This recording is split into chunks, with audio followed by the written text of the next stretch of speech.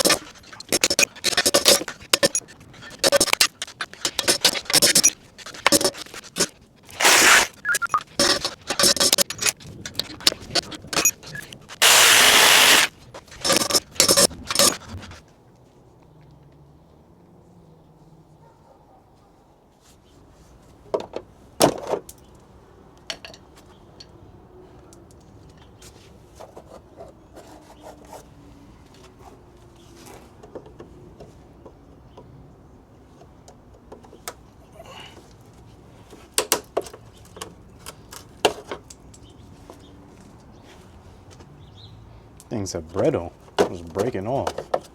So I get some new clips. Let's see if I can save at least one. Oh.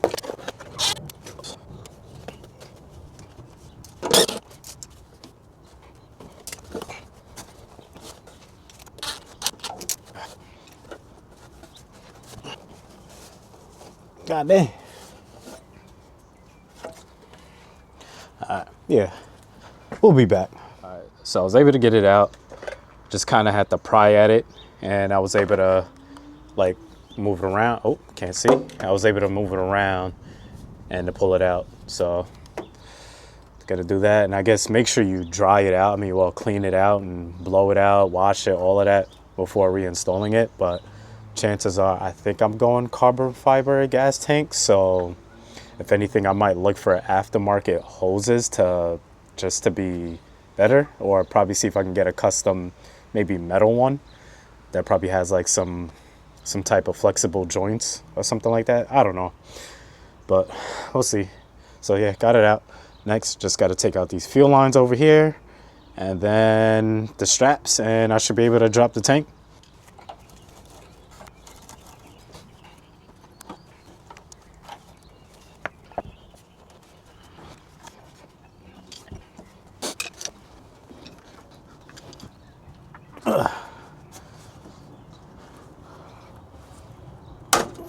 Oh, fuck. Dang. Fuck. Dang.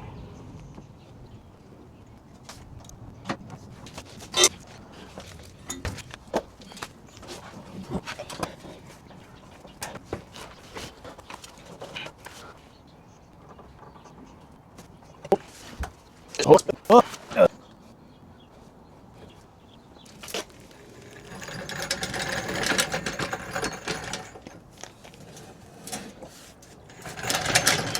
All right, so I got my S14 back from the sandblasters. A couple of things I should have done before setting it out. I should have taken off these headlight brackets just so I can have it. I think when they were probably like adjusting the car to like jack up and whatnot, they probably hooked on to some of this core support a little bit because it's a little bit bent. So I'm not totally sure over here. And as well as right there, I'm not totally sure what happened on the firewall there, but so next thing I just need to do is basically just, there's a couple areas that I see that I am going to remove the seam sealer. So that's what I'm going to do next. So that way I can stitch well the strut towers. So the base is going to be last, but I have some undercoating coming in.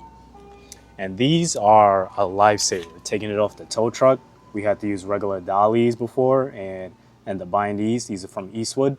These are called pinch weld dollies, and these are a game changer. So if you're a one-man operation like myself, these are going to help you move the car around and whatnot. Considering they're on jack stands and it's not considered a roller. And I would recommend you guys take the time to cover up the holes, because what I'm about to show you is from my negligence, and yeah, so now I gotta pay for it. So this whole interior, dusty. But I do have to take apart the, not take apart, take out the dash so I can take out the wiring, because at first I wasn't gonna go with a new, I guess you could say, chassis harness.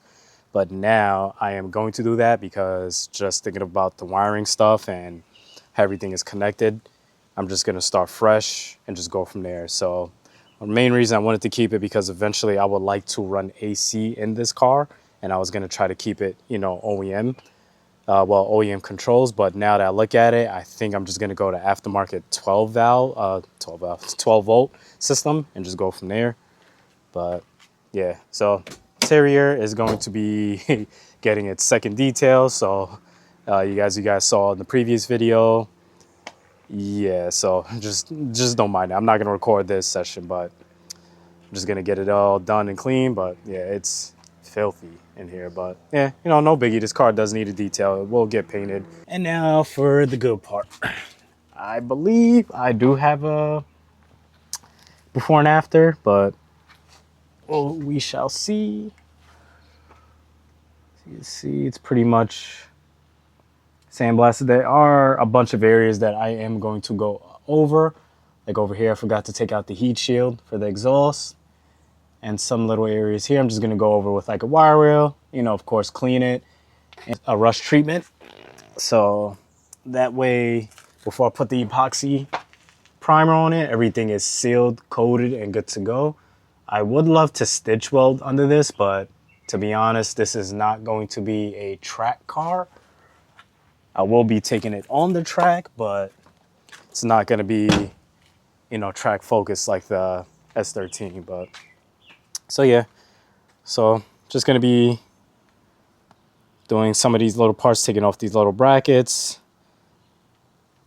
getting it ready, taking off the seam sealer, and I'm just going to be stitch welding the engine bay. So that will be the next episode. Well, it'll be included in this episode. Oh, excuse me.